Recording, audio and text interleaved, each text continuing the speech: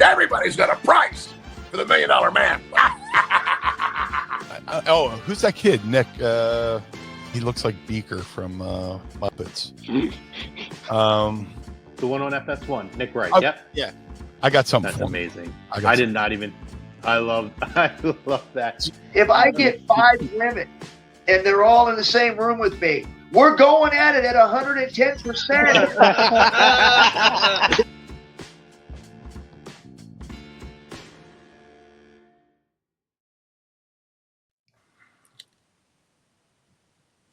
What's going on, everybody? Tuesday night here on A2D Radio. This is the Lazy Booking Podcast, hosted by myself, Chrome, and my compadre here, Mr. Eric Archer. How are you, brother? What's happening? What's going on tonight? What do we got? Oh, not too much. Who do we got? On.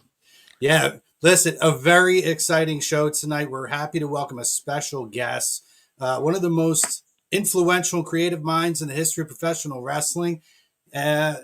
Right now, currently working with JCW, the Juggalo Championship Wrestling, and doing a lot of great work as always. Mr. Vince Russo, what's up, brother? Woo! Yeah. Bro, I got to, I'm looking at myself here. I got to apologize for my bedhead because, guys, you got to understand at my age, I need to take naps before I do interviews. So I took a nap right before this show. So I got a little bit of a bedhead going on. So I just want to apologize for that, my friend. Oh, you're good, brother. Look good. Yes. Have you seen this beard? It looks like I've been laying flat on it for probably the last 10 months. So you're all good, brother. Very nice. But hey, we're happy to have you on. We're excited to talk to you this week and next week. Vince is going to join us. This week, we're going to talk about a very specific topic, something, Vince, you've talked quite a bit about. It's going to be the John Cena Farewell Tour, as well as the upcoming Saturday night's main event. First and foremost, though, we're brought to you by our doctor, Dr. Paul Vidal at Specialized Physical Therapy. Find him in Burlington and Cherry Hill, New Jersey, and you can find him on the web at specializedphysicaltherapy.com. Any aches, pains, anything brand new or long-lasting, contact him and his award-winning team, and they will set you on track to get you back in your best physical peak. Vince, we were talking about it beforehand, and we let you know it's A2D, Agree to Disagree Radio. What we like to do to kick off every show here is start with an agree or disagree statement. Got it. And I feel like this one's going to be a really good start here. So our opening statement for tonight is WWE's John Cena Farewell Tour has been satisfactory. Agree or disagree to that statement? And wherever you guys are at, Facebook, YouTube, X, please comment in, like, subscribe, follow, and most importantly, really join the conversation. Yes. We'll pop some comments up for Vince to react to if he's feeling froggy, and we're going to talk about whatever you guys want. But yeah, how do you feel about that, Vince? Okay, satisfactory. Yes, I was very specific with the terminology. Chose the term wisely. It doesn't matter. Absolutely disagree. Like this was god awful. You almost would have to purposely write for it to be this bad in order for it to be this bad. This was, I'm going to say, the absolute worst it absolutely could have been. Really? Wow. Yes. So I'll go next here. I'm going to disagree. If we said a success, I would 100% disagree to this, but I'm going to agree. I'm going to agree to the poll for this reason. I believe it depends on what your expectations are going in, right? To me, satisfactory was seeing what John Cena has been over the last couple of years. I mean, for all intents and purposes, what he has done is he's been a guy that's been a shell of himself. He's done the job for people. He started to look a lot older. It just seemed like we were just putting him out there, right, to put him out there and get a cheap pop, right? And I know that there's specific events that we're going to talk to you about. But I feel like when I look back at this, and we're talking, 36 dates, I felt like we got enough matches that when I sat and I watched and I said, I felt like we had the clocks turned back a little bit. And then on the other side, we're going to talk the heel turn probably in a minute. I think Eric's going to bring it up. I have a comparison that I think was around the time where you were with WWE, or maybe you just went to WCW, that I look at and I think we got moments and we got flashes, and We had promos that I saw was some of the best work he's done in so long, that as a whole, there are holes all over the place. I don't disagree. But I had enough really high moments that I felt satisfied with what I got. So you guys hear that? Is that like, That's not me, bro. They're booing you out of the building. That's not me. oh no! All right. Boom before I even get started. No, I'm not. I am not responsible for the fan base that just booed you out of the building. I am not responsible for that. All right, I'm out of here. I gotta go. I'm hearing everybody out with a very, very open mind. I love it. Okay. So, a lot of ebbs and flows in this entire saga, right? So, started off really strong. Just kind of went from 10 to 0 and a lot of just like good stuff and then not so good stuff and I feel like I'm leaning the fence here a little bit. I guess I would say but I'm gonna disagree to the poll only because the start of it and where it's gone and kind of the things that Cena's been saying regarding kind of giving back, I don't think he's given back enough to young talent. And I think, and we're going to talk about it later with the tournament.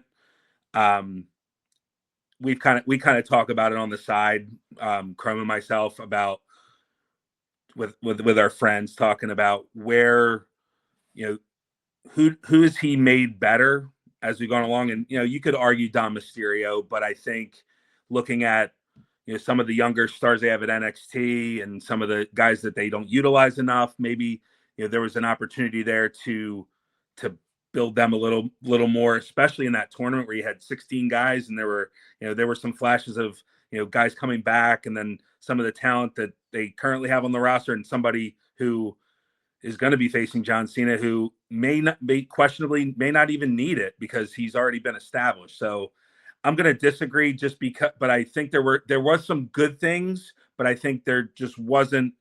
I think what they were trying to accomplish just wasn't accomplished completely. Yeah, listen, we're on different pages here, guys, because this was horrible.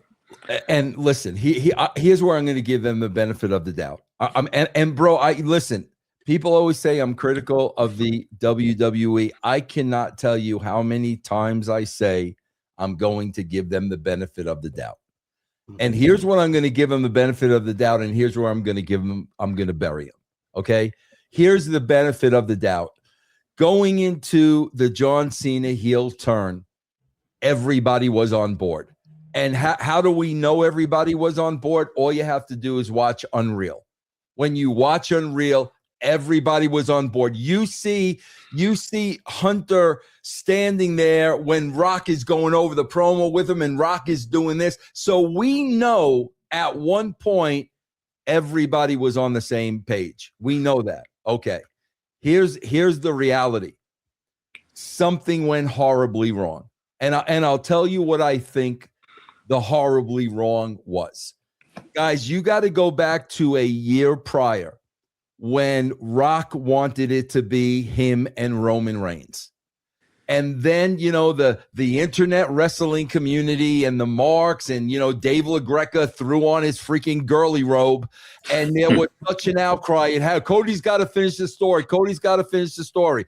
Okay. So at that point, that is number one. Now Rock's overruled. Okay, because we had already set it up in ring. Remember when Cody said, I'm going to destroy you, but it's not going to be for the title. Here's what the plan was going to be. Cody was going to take the Lola Falana from him, and then Rock was going to take the title. That was the plan. But the internet wrestling community, LaGreca in his robe, Cody's got to finish the story. Rock got... If I know Rock, you guys got to understand Rock. So me knowing the Rock the way I think I know the Rock was convinced in his mind that the right way to go and the money match was him and Roman Reigns, because Rock is probably thinking casual wrestling fans and not the internet wrestling community. So when they started overriding Rock, knowing Rock, he probably just said, F it. Go ahead. Go do whatever you want. Okay. That was first major disagreement. Now we get to the Cena heel turn, and there's a second major disagreement, because whatever that disagreement was, from that point going forward, Rock pulled himself out of everything. So that's why, okay, bro, there was a track record the first time. You brought me in. I suggested we do it this way. We started going down that road. Then you changed it. Now I'm suggesting we do it this way, and something came up, and Rock just pulled himself out of everything. Now, that's where I give them the benefit of the doubt, because, guys, shit is going to happen. There's no question about that, bro. Shit is going to happen. Shit is always going to happen in wrestling. People aren't going to agree. People are going to get hurt. Shit's always going to happen. But here's the problem. At that point, when you're not going down that road, now you've got to pivot. Now you got to go to plan B. It happens all the time writing wrestling, guys. There was no plan B. They were not prepared for a plan B. So now we go from week to week to week to week to week with no story, no angle, and everything is meaningless. Absolutely meaningless. Whereas by the time we get to the last match, quite frankly, I don't even think John Cena gives a shit.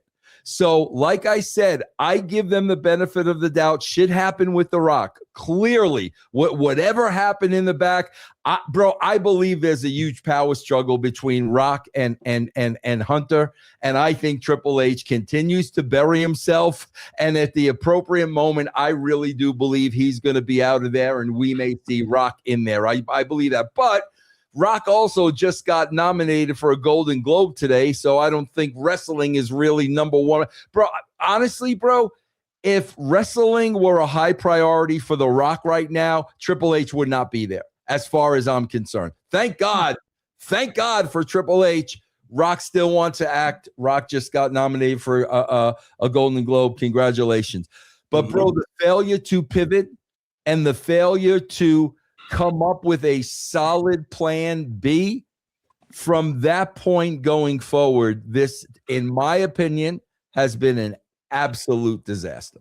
Yeah, I mean, I think we're all on the same page with that, right? And I'm glad you brought up Unreal, because you're right. When you watch that, everybody says, well, I called this person, then we went to this person. It's the whole big web, right? Right. Yep. We're connecting all the strings to make sure everybody who needs to know is in the know. Yep. I'm very curious to see at what point, because again, I don't know if Rock totally pulled himself out, or there was just some sort of a misunderstanding that he was not going to be a part of WrestleMania. You're probably more right. At some point, something happened and he pulled out on it. But it is very odd to me. Bro, here's why I know he pulled out. Here's why I know. Because, bro, at a point, bro, he went absolutely silent on social media. Did not mention the WWE. Bro, meanwhile, you got to understand, this guy's on the board.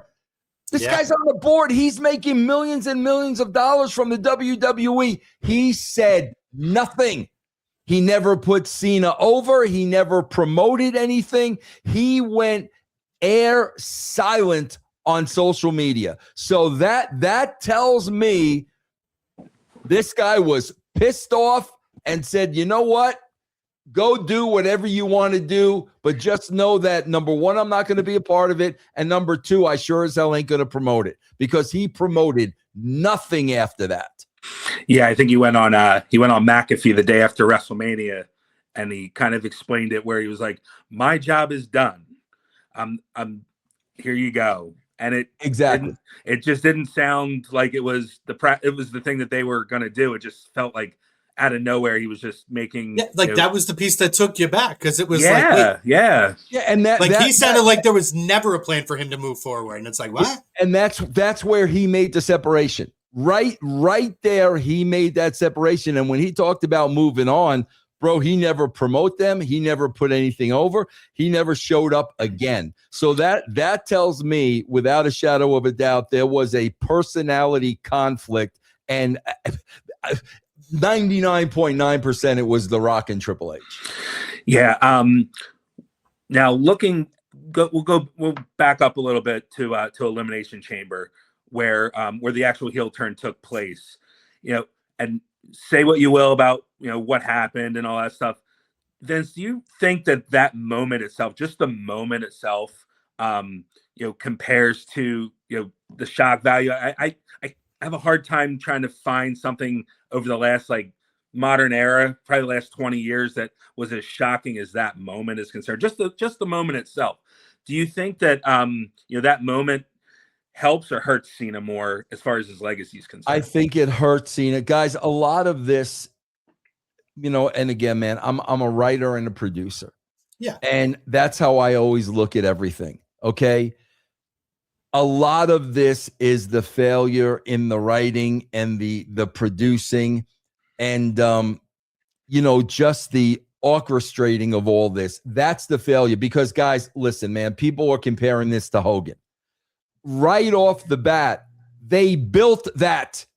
There was going to be a third guy. They built that up. They set the table. Setting the table is something very, very important in wrestling. They set the table. Hogan comes out. You think Hogan's a babyface. This is all the setting of a table.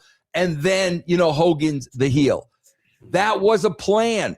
They talked about that. They were able to pull that off successfully. There was no build to this. There was The Rock getting, trying to get, to Cody, join the dark side, whatever, the old Darth Vader. There was that. Cena was not involved in that in any way, shape, or form. So if I'm writing, and that's the road I'm going down, the word I keep looking for is execution. The road I'm going down, if that's the way I'm going, I am building to that moment to really, for two things. Number one, to make it a holy shit moment. Okay, and it was. You can make anything a holy shit moment. Anything. Becky Lynch turning on Seth Rollins is a holy shit moment. Mm-hmm. But here's the key, most important thing. Bro, it's got to make sense. I've got to understand why that happened. It's got to make sense. So yes, they created a holy shit moment, but they created a holy shit moment that didn't make any sense. That was the problem. And bro, that is all in the writing and the execution. Yeah, I mean, I've made the comparison, right? I think anyone who compares this to the Hogan heel turn at WCW is out of their mind. Right. I think it more correlates to when you go back to WrestleMania 17, right? And execution is the key word you use there. Because I look at Austin turning on The Rock and turning heel, right? I think in hindsight, all these years later, obviously the follow-up and execution of the storyline after the fact was not good. However, when you look at the moment, though, people still go back, and WrestleMania 17 is still highly regarded as one of, if not the number one of the top 2 or 3 Manias of all time. And that's a moment that lives in infamy in its instantaneous space. And that's kind of where I feel like this lies. The execution is awful. And the fact that it carried on, they should have pulled the plug for WrestleMania and pulled Travis Scott out of this whole thing. Mm-hmm. And they could have figured out a different way to do that at Mania. Because I think the fact that they still carried that on at WrestleMania, it hurt your main event, what your most anticipated matches of 2 nights. But I digress on that. But I still think that the moment and the shock, and you're right, you can come up with a lot of shocking moments, but there isn't many John Cena turning heel, Hulk Hogan turning heel, Steve Austin after joining Vince McMahon. Not many of those types of moments. And that's where I think there will be a place for this long term. but 100%, the execution was terrible. Yeah. And they took way too long to pivot from it. Yeah, I don't think long term, bro, because of the follow up. Listen, man, a long time ago, I have labeled, guys, I'm a writer. Okay. Triple H is the king of pops. That's what I call Triple H, the king of pops. What that means is he knows nothing about writing. He knows nothing about building an angle. He knows nothing about execution. Guys, we just had a Survivor Series. I want to, yeah, I'm a Triple H hater. No, I'm a bad writer hater. Because let me give you an example. We had a masked man screw the baby faces at Survivor Series. We've now gone 2 weeks in a row and none of the baby faces have even appeared on television. That's god awful. You should be fired, because you know what that tells me? So the baby faces don't care who screwed them in war games. They don't give a shit. They care so little that they don't even show up for the show. So what you've done there is now you've buried your baby faces. You've absolutely buried your baby faces.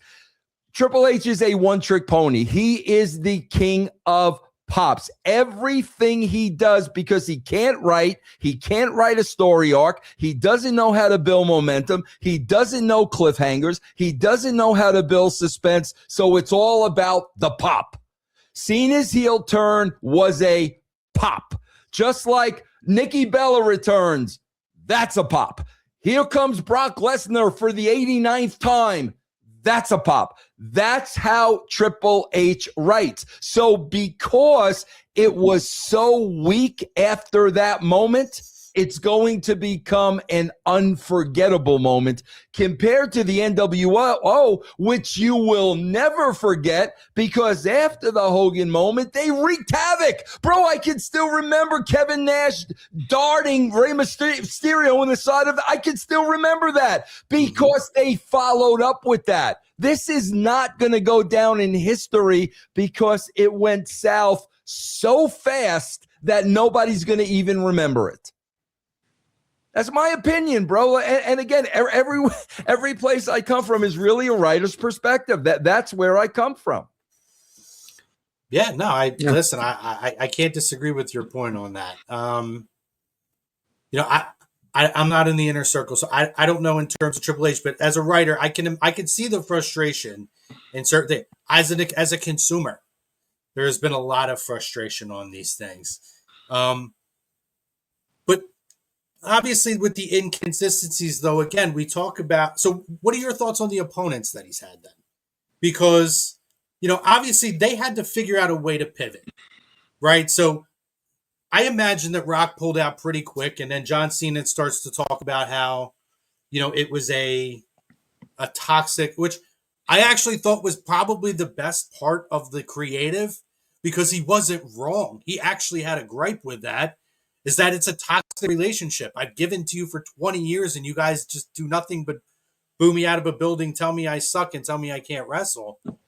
The flip side is it's almost like a heel complaint, right? It's kind of like what they do with Drew, where sometimes like you look at Drew and, he's big and he's nasty, but he kind of makes some points, So it's like, but it felt like they then shifted from storyline driven to opponent. I mean, I know they had a couple, CM Punk, and a lot of it predicated off of past history, right? But it did bring out a lot of the best in him in the in-ring work. So what is your opinion on the pivot to let's focus more on these opponents and focusing on the match quality of things? I feel like that's how they tried to recover. I don't give a shit about the match is fake, bro. Like I could give a shit. It's fake. I know. It's a I know, fake. and I've heard you say it all the time, right? So that meant absolutely nothing to me, bro. Let me tell you something. He listen. When you're not creative, and I would love to see Triple H's resume that makes him creative director or whatever. Show me your resume, bro. Show me what you wrote. Show me your college degree. Show me all that stuff. No, bro, it doesn't exist. So here's what happens. They go back to what they know. And what do they know? Wrestling. So now we have no story. We don't have a clue what to do. So now we're just going to give you wrestling matches. AJ Styles and John Cena is going to tear the house down. I hate to break the news to everybody. There's a very, very small niche audience that cares about that. The casual fans and the millions and millions and millions of people that they've lost since the Attitude Era could give a shit about a fake freaking wrestling match. So that's what they do, bro. They go back to what they know. And what do they know? Wrestling. Gunther. Oh, bro, Gunther and John Cena is going to be a barn burner. Okay, bro, first of all, let me make one thing perfectly clear. I am a fan of Gunther and John Cena. I am a fan of both of these guys. There's only one problem, bro. Sami Zayn beat Gunther. Okay? Sami Zayn beat Gunther. So why does this match mean anything? It means nothing, bro. It means zero. You actually think now that Gunther beating John Cena is going to give Gunther the rub when you had Sami Zayn beat Gunther? Bro, casual fans don't forget that shit. Every time I look at Gunther now, as much as I am a fan of the guy, it's like, bro, you lost to Sami Zayn. Like, bro, I'm going to be 65 in January, and I swear to God, it's 50-50 whether Sami Zayn could beat me. And he lost to freaking Gunther. Bro, that's what they don't understand. They want you to forget that shit, but casual wrestling fans don't forget that stuff, bro. Well, yeah, I mean, I think of the creative of things, right? I just literally had this conversation because of, you look at like an AEW or WWE did this with Asuka coming out of NXT, where they're unbeatable. They can't be beaten. They're monstrous. And then they lose one wrestling match, and it's like they can't win. All of a sudden, they can't win a damn match. Right. It happened with Asuka. She lost for a year after being undefeated for 4 years. Yep. She hasn't recovered since. She's right. And John Moxley was AEW's world champion. He lost to Hangman Page at All In or All Out, whatever the hell it was. There's so many. And now he can't win a match because they don't know how to keep people elevated. And let me tell you why they don't know how to keep people elevated, bro. Because everything's about the match, and the clean finish. Bro, when you have the clean finish, it's story over. Mm-hmm. It's story over. That's why you have the fuck finish. That's why you have screw job finishes to give the heel the out. So there's an excuse because, bro, we talk about Gunther not only losing to Sami Zayn, he lost to Jey Uso. Yeah, he tapped out. Right. So what does it matter? It means nothing for him to beat John Cena, because if you're going to beat guys clean because you lack creativity, that is going to hurt them, bro. Bro, you go back and you watch the Attitude Era, the most popular era in the history of wrestling. Bro, the only time there was a clean finish was at a pay-per-view. Mm-hmm. There was no clean finishes on Monday Night Raw. Every freaking match had a run-in, interference, something happened, because that's how you protect people losing, bro. Once somebody gets beat in the middle of the ring, 1, 2, 3, bro, now you're taking them down a peg. And especially if you're really not a writer like a Tony Khan or a Triple H, you don't know how to rebuild these guys. That's the problem. Yeah. One of the guys that I've noticed that you were saying a couple weeks ago on one of your shows was that you were impressed. The best wrestler in the WWE right now is Logan Paul. And Logan Paul had a series of, he had the tag match with Cena, and then he also had a match with Cena as well. Just want to get your thoughts on, Logan Paul as far as, maybe not those matches, but where he's at. And do you like the direction he's in with the vision with Paul Heyman? You think it helps him, or you think he's better off on his own? Here's the thing, and it's 100% freaking politics. This is how the walrus keeps his job. Bro, none of those guys in the freaking vision need Paul Heyman. Not one of them. None of them need Heyman. That's how Heyman keeps his job. Put me with this guy. Put me with that guy. Bro, how about we put you with somebody that's not over, and we see if you get them over? How about if we put you with Carmelo Hayes? Let's put Paul Heyman. Bro, Bronson Reed was on the verge of getting over when he was tsunamiing everybody. Then he got hurt. So, of course, when he's coming back, there's Heyman. Put him with me. Put him with me. Put him with me.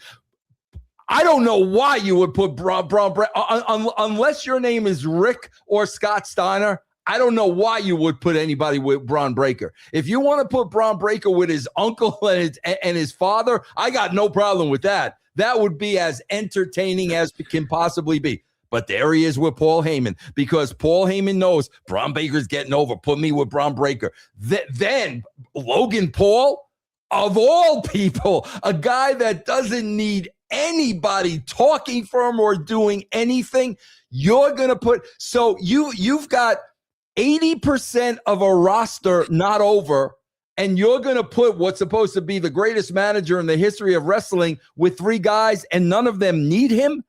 Does that make sense to anybody? No, I mean, so that's what you're kind of making the point as the argument I've been making for this masked person, right? I'm assuming it's theory. I just look at the physical build of the person and what makes the most sense. And it's one of those things where if you looked at this 3 months ago or 2 months ago when they kicked out Seth Rollins, you talk about the IWC said, oh man, Theory would be perfect for this group. And he would be great, have Paul Heyman talking for him and this and that. And now it's like, oh, it looks like you're going to get that. And everyone's like, well, that's a disappointment. What's he going to do for the group?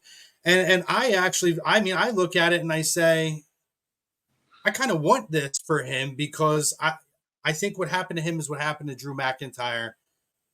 He got put behind the 8 ball to start because he got that Vince, you're the next guy rub, right? And immediately fans started rejecting that. And it was just a tailspin of force. And I thought actually some of the stuff he did with Grayson Waller, the pairing was good. Then he got hurt. I thought they were getting a little bit of steam. He gets hurt. Bringing him back and having him come back, honestly, I didn't even think they needed to put the damn mask on him. I do think he's a guy that makes sense to be in that group. I don't think the Logan Paul is a long-term thing. I think this is, we're going to jump to here, but that's going to get to here, whether it's a face turn for him or, where you get him and Braun versus each other. But I do look at the group where you talk about young guys with Paul Heyman. I think Theory is a guy who would make a lot of sense for him to work with. Yeah, but again, bro, I'm a casual fan, bro. I'm talking casual fan. Yeah. It's revealed that it's Austin Theory, and I'm a casual fan, and I'm like, are you fucking kidding me? Like, really? Now I'm really not going to watch. That's what a casual fan is saying. I'm going to tell you guys again. If Theory's healthy and you want to bring Theory back and you want to tell a story and you want to start getting Theory over and then you want to do something like that, fine. No problem. You're building to it. You're building Theory. For this guy who has never been over, ever, to be as out as long as he has, and now you think he's going to take off a mask and be instantly over? Bro, that's your King of Pops again. That's your King of Pops. Guys, I could tell you. I agree with you on this, by the way. It should have never came down to a mask guy. I just want to tell you guys, when Rock joined heel and joined the corporation, bro, that was a 3-month build. Go back and watch the 3 months prior that we knew we were going to do that. That was a 3-month build. So if you're going to do this with Austin Theory, who was not over before he got hurt, bro, you got to bring him back and build him and start getting him over, and then you do it. They're putting Austin Theory again in a no-win situation. I mean, you expect they're going to pull this guy's mask off and that reminds me of Jim Cornette. Oh, bro, put somebody in a box. Anybody coming out of a box is over. Yeah, bro, anybody that takes a mask off is over. I don't know what world you live in. And you know what, bro? Here's the thing. All the heat's going to go on Austin Theory. It's not Theory's fault. It's the freaking writing, bro. The writing is atrocious. Yeah, I agree. Go ahead, Eric. Oh, no, I was just going to Rue says Jericho would be the only reveal that would cause a big buzz. Milk it until next year when he signs. I don't know if Jericho's able to climb that cage. Yeah, I would agree with Rue. Oh yeah, they've killed that. You like the way he's climbing in that cage and doing that. Like, if they want to turn around, that would say it was Jericho all along. Like it would be freaking hysterical. But yeah, bro, like seriously, I mean, if you know you're getting Jericho. And, obviously he's not doing Superman type shit. But if you know you're getting Jericho and a guy's coming out in the mask and the mask and the mask, and then it's Jericho, yes, huge freaking pop. But Jericho's got a how many year career and a history, and he was over all those years, and he would be coming from another company. To put it on a guy that was never over when he was there, and then he comes back, he's healthy, and you don't do anything with him, you're setting the dude up for failure, bro, and it's not going to be his fault. Yeah. Now, going back to talking about WrestlePalooza, right? I know WrestlePalooza was not very critically acclaimed, I would say, and I think Chrome and I agree that a lot of that was kind of put together due to ESPN and trying to get viewers. And I know you've talked about that a little bit with I saw they need 1 million subscribers a month or something like that. Yeah.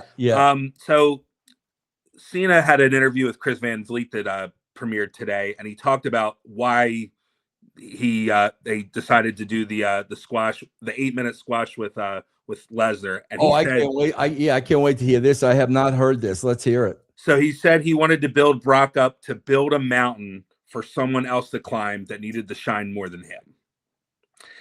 I got to tell you, I love John Cena to death. You talk about a pro's pro. I always say, guys, there are two people that I wish I could have worked with two people, John Cena and Bray Wyatt. I would have done anything to work with both of those guys. Bro, I got to be honest with you. As much as I love Cena, bro, at some point, Cena's an idiot. Because what Cena is envisioning in his head and what they're actually capable of doing are two completely different things. Guys, you got to remember, John Cena put Austin Theory over. Mm-hmm. What happened with Austin Theory after that? Nothing. And if I'm John Cena, I got no problem with John Cena putting Austin Theory over at all. But if I'm John Cena and I'm looking at what you did with Austin Theory after I put him over for you, I am going to be much, much, much more selective of the guys that I put over. Because if Cena continues to put guys over and then they don't do anything with those guys, they are really, really, really tarnishing and hurting his legacy. And I applaud Cena for the good intentions. I really, really do. I applaud him for that. But again, bro, look at what happens with these guys that you're doing the favor for. They're not taking advantage of that, and they're not capitalizing off of it. Yeah, I think because it's interesting because I do think when you look at this whole thing with Cena, him losing to that in these fashions, it does devalue, right? And it's why I felt like protecting the Cena, having those wins that he did start to get down the stretch were so important to make what's happened with the tournament at least something to fight for. Because that's one thing we really have never seen is there's no title on the line. It's a tournament to literally have the opportunity. It's like having a tournament for Undertaker WrestleMania match, right? There's just something that's supposed to be next level about it. And I do think this is where really, if that is true, because my assumption of this, and maybe, I don't know, I haven't heard what your opinion on this specific thing. I assumed there would be a follow-up, maybe Survivor Series, whether it's, a Team Cena versus a Team Vision or a one-on-one match. But I believe that maybe the Seth injury kind of just scrapped all of that. Let's start moving some of the players into different spots. And they just kind of said, all right, we're going to take the squash for what it was. It helps Brock and move on. If that really was the intention, to me, it does hurt. It does devalue, because why are we having a tournament then for a guy that just got absolutely destroyed when you see like Jimmy Uso getting in his licks on more licks than Cena did in Brock in inside of the War Games cell. So it's weird. It's a little weird to me if that's a fact. Bro, I don't think it's weird at all, guys. Listen, I've said this all the time. I've said this from day one, bro.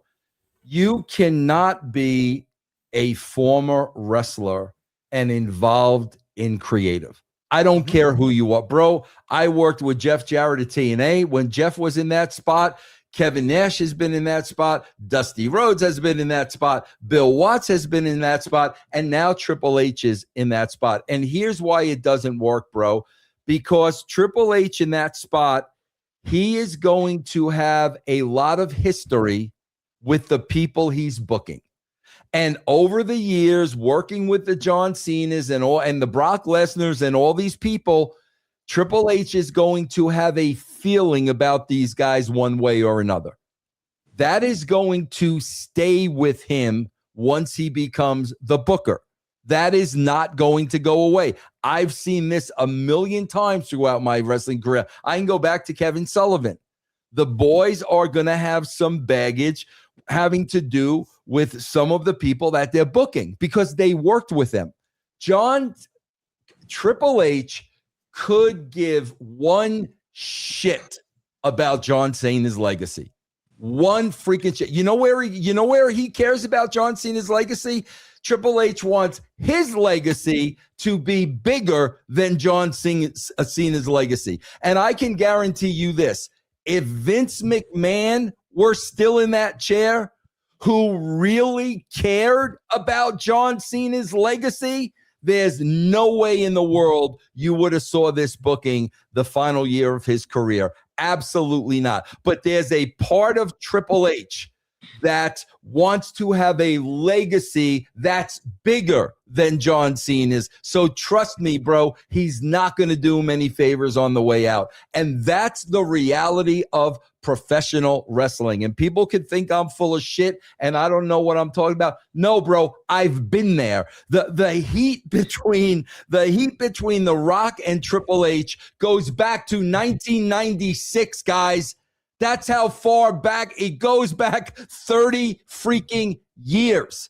There's a history. And if you don't think for a second, guys like Triple H and guys like Shawn Michaels aren't protecting their legacy at the expense of other wrestlers, you're out of your mind, bro. That's how the business works. Do you think now, with staying on that subject with Triple H, do you think part of it is the guys that he has working with him, kind of those same guys that have been there forever and ever? Do you think they just need like fresh inner blood to go in there? The inner circle. Oh, bro, the big four need to be taken out to pasture 30 freaking years ago. Him, Heyman, Pritchard, and Hayes. Bro, as long as the big four are there, nothing's ever going to change. Nothing. They're not capable of changing anything. So yes, bro, until those four guys are replaced, you're going to see the same show over and over and over and over and over again. Yeah, it is interesting. Yeah, and I love that you talked about Unreal and what your perspective was, particularly the creative room. How you talked about how, you see these guys and they're sitting there in suits. You went to Vince's house and you guys were sitting in sweatpants and Vince was, ripping ass and doing whatever.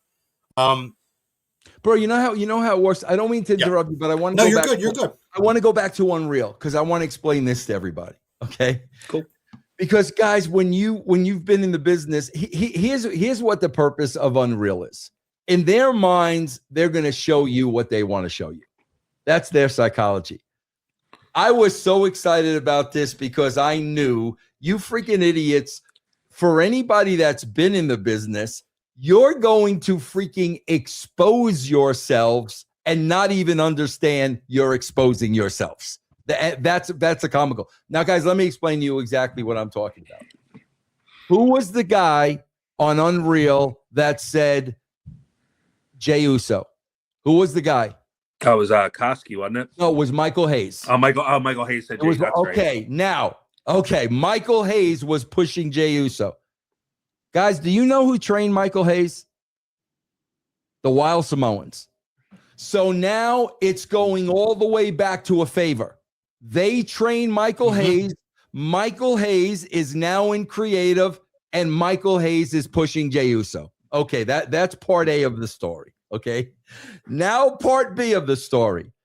The Jey Uso singles run did not turn out the way they planned on it turning out, because Michael Hayes was trying to return a favor for the Samoans, and Jey Uso was not the guy. Okay, that's the reality of the situation. But here's how wrestling works.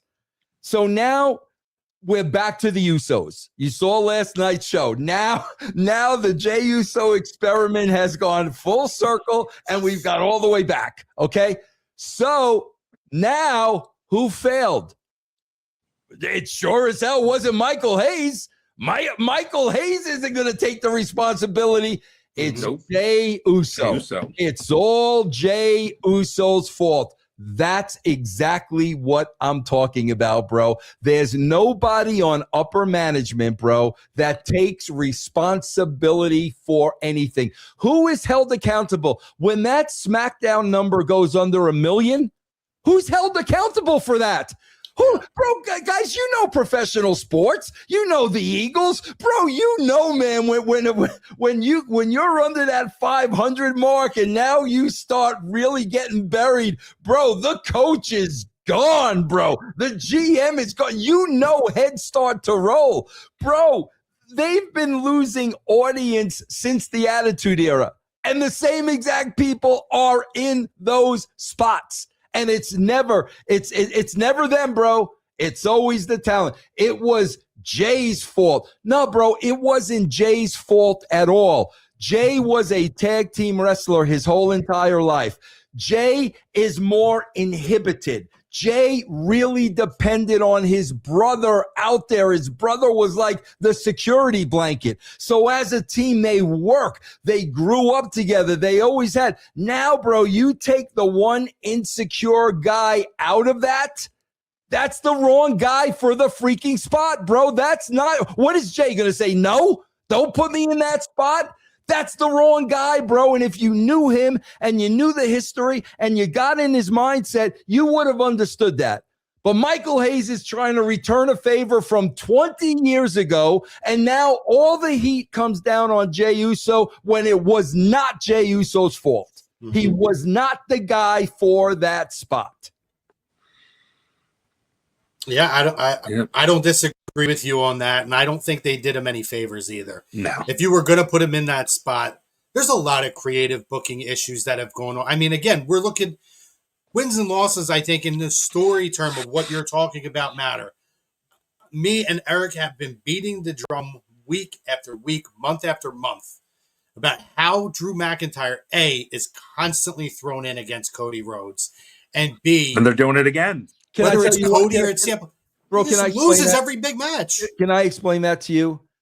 And I think Chelsea, I think it's the same thing. This is the bulletproof curse.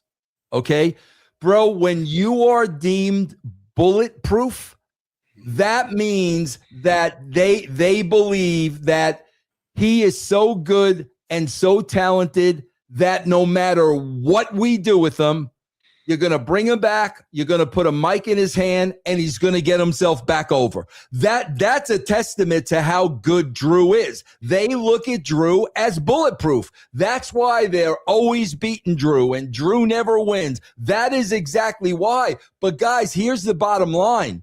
You can only do that for so long.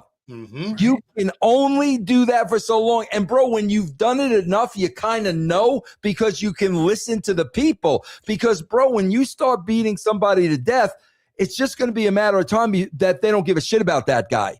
And that's where they are with Drew. But it's that bulletproof label that they are riding that now to the point of absolutely killing that guy. And it's rinse and repeat, because it was Kevin Owens before him.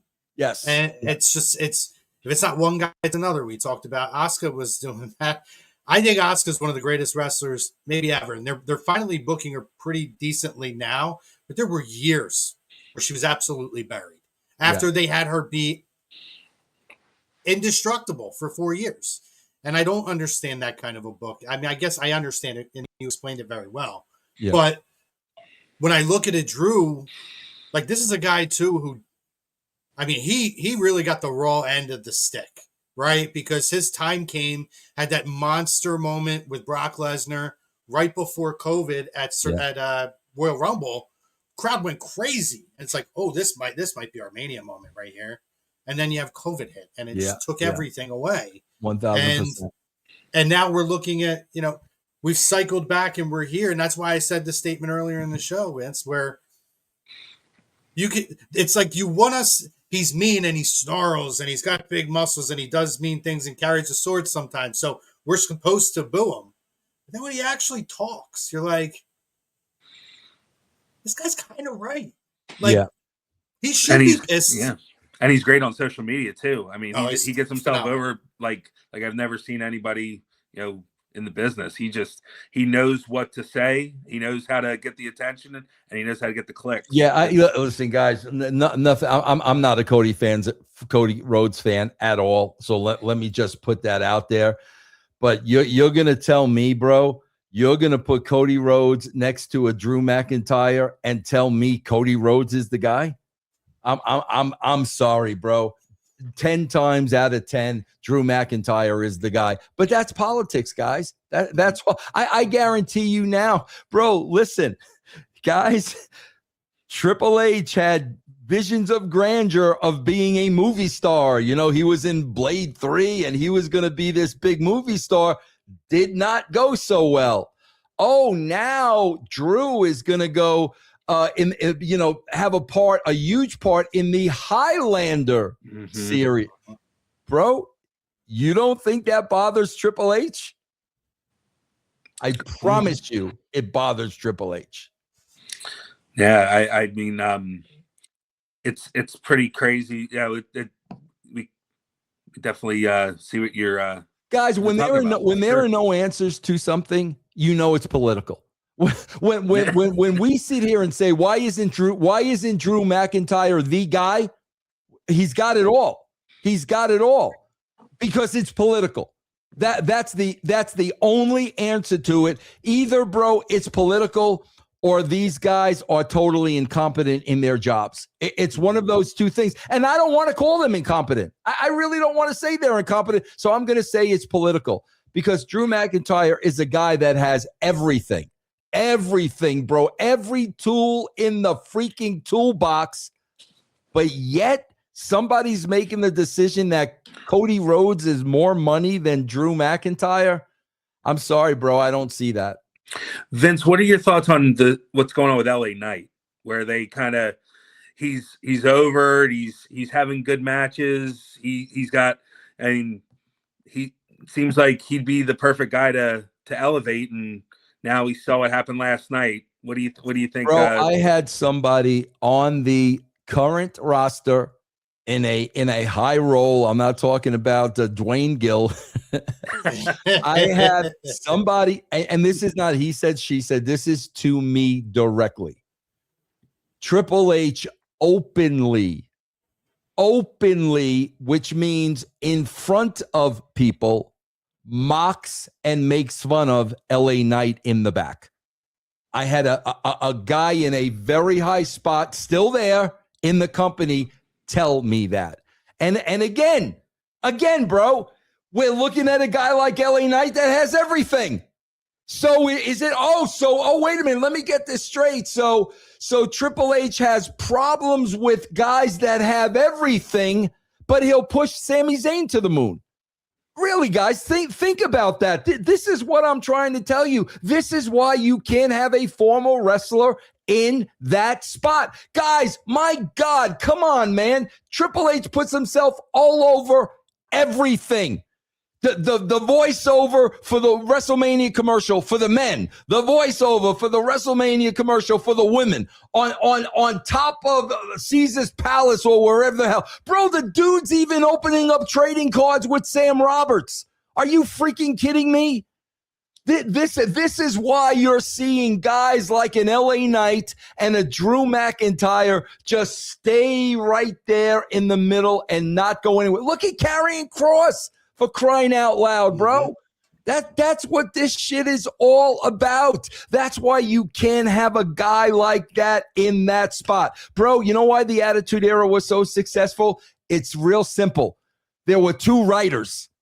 There were no wrestlers involved, bro. There were two writers. JR handed us over the roster. Guys, here's your roster.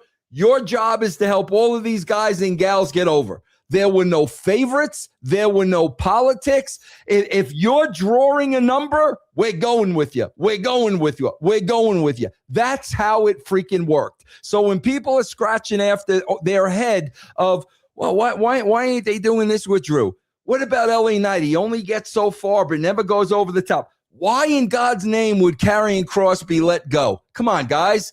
How many times do you need to see it repeated over and over and over again till you understand what the frig is going on? Yeah. No, it's true. The Karrion Kross thing was wild to me. I do feel like there's like two ends of that, because not necessarily in the creative process.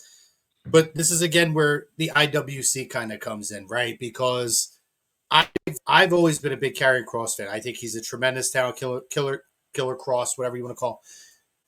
I felt like people got behind him, but it was like 3 months before all this went down. And then the IWC does what they do, and they say, well, we're behind him now. And it's like as if they've been behind him for 2 years and they haven't pushed him. Like, it's not like an LA Knight situation. He's there. He is a guy who has all the tools. But I felt like that was a little bit of a different situation. And I do wish that would have, where was that support when he could have used it 6 months before then and gotten a little bit of a momentum? Listen, guys, all three of those guys. Okay, we just mentioned three guys there. We mentioned LA Knight, Karrion Kross, and Drew McIntyre. What do all of these guys have in common? They're not going to fall in line, bro. Mm-hmm. They're not going to fall. You've heard the stories about LA Knight. LA Knight is very outspoken. We know Kross was outspoken. These are guys that are not going to fall in line. Triple H wants guys that are going to fall in line. Bro, you see the hugging and the kissing in the back during Unreal? What do you think? You think Drew McIntyre is going to stand there and make out with Triple H? Come on, bro. That's what he wants. He wants those people that are going to fall. Yes, sir. Yes, King. No, King. Yes, King. Those three guys are not those guys, bro. They're just not. Yeah. Yeah, no, it's true. Very true. This was a lot of fun, Vince. Yeah. And listen, I told you before we wrap up, we had a buddy on the show. I do it like another podcast here on ATD Radio every 5 or 6 weeks with a guy who you might know pretty well. And in our last show that we did last week, he asked that I show you this. So let me play this for you. If I may, and if you can play this for Vince. Vince Russo is the reason I got hired in WWE when WWE was looking for more talent. They were expanding their TV programming with like Sunday Night Heat, and they needed more talent. And Vince Russo reached out to me through Al Snow about getting hired in WWE. So thanks to Vince Russo, I got to have a really good career. Vince Russo hired me for WWE. Bruce Pritchard called me. And after I hung up the phone with Bruce Pritchard, realized I was hired by WWE, I walked 20 feet into the living room. And I told my mom and grandmom to put all the bills in my name because they had been supporting me up until that point. And that was my time to give back to them. So I couldn't have done that if Vince Russo didn't think to give me a job. So I'm a big lover of Vinny Russo. I hope all is well, Vinny. Wow, that's awesome, bro. And listen, that is awesome and that is great. Meanie was a great talent. Like, come on, what? I'm looking at this guy and I don't think he's a great talent. Did he ever? Bro? Can I tell you a great Meanie story? Please. Sure, go for it, bro. The Blair Witch Project is coming out. You guys know this story? No. I have not heard this story. No. Bro, the Blair Witch Project is coming out. Bro, do you remember? You guys may have been young. This is a while ago. Remember when the Blair Witch Project was coming out and like social media was just starting and there was shit on social media about Blair Witch Project and you didn't know if it was real or not? You know, Yeah, I was in remember high that. school then, so I remember. Yeah. All right. So my point is, before the movie came out, there was all this buzz about it. People thought it was freaking real. Okay. So, bro, the movie's about to come out like this weekend. In the meantime, Sable is suing the WWE. Okay. So, me and Ed Ferrara, we get Meanie and we get Stevie Richards. Bro, it's the middle of winter. We're somewhere in the backwoods of freaking Connecticut, and we film the Blonde Bitch Project. I think I remember this. Okay. I remember. Yeah. So, bro, we filmed it, bro. The greatest shit. We were up freaking Meanie's nose and boogers. You know that infamous shot, bro? Bro, me and Ed are freaking howling, right? So, bro, every time we do something like this, we got to bring it back and we got to show Vince. Okay? So me and Ed are showing Vince Meanie with the boogers up his nose, and him and freaking Stevie were freaking great. So of course, Vince, you know, he looks at me and Ed. He always has the glasses down the nose, you know, giving us one of these. So he says, what am I looking at? And we said, Vince, there's this movie coming out this weekend, The Blair Witch Project. We explain the backstory to him. We tell him all the freaking hype. And we say, this obviously is a parody of this, right? So he looks at us. He's looking at this. His exact words were this: nobody's going to go see that movie. We're not airing this. I swear to God, bro. Here's the funny thing about it, right? So, bro, the movie comes out that weekend, does record numbers. Bro, somehow, somewhere, it was either the Daily News or the New York Post. They wrote a story saying, oh, the movie was, you know, so wildly popular that even the WWF did a parody of it. Like somehow, some way they knew about this. Bro, it never aired because Vince McMahon said nobody was going to ever go see the movie. And oh my God, bro, the four of us were so freaking disappointed. It was so damn good, man. So damn good. Yeah. He's a great guy. He's a great time. Great dude. Great. And I'll tell you, like what he said there, that comes from the heart. I have the pleasure of being really good friends with him. And he's the best. We do a show and he's one of the most genuine human beings. At 1000%, bro. What a great dude. Great dude. Yeah. Yeah. But Vince, we appreciate you, brother. Thank you so much for coming on. A lot of fun. We're gonna be back with Vince next week, same time, 6:00 next week here on A2D Radio. Make sure you check out the brand.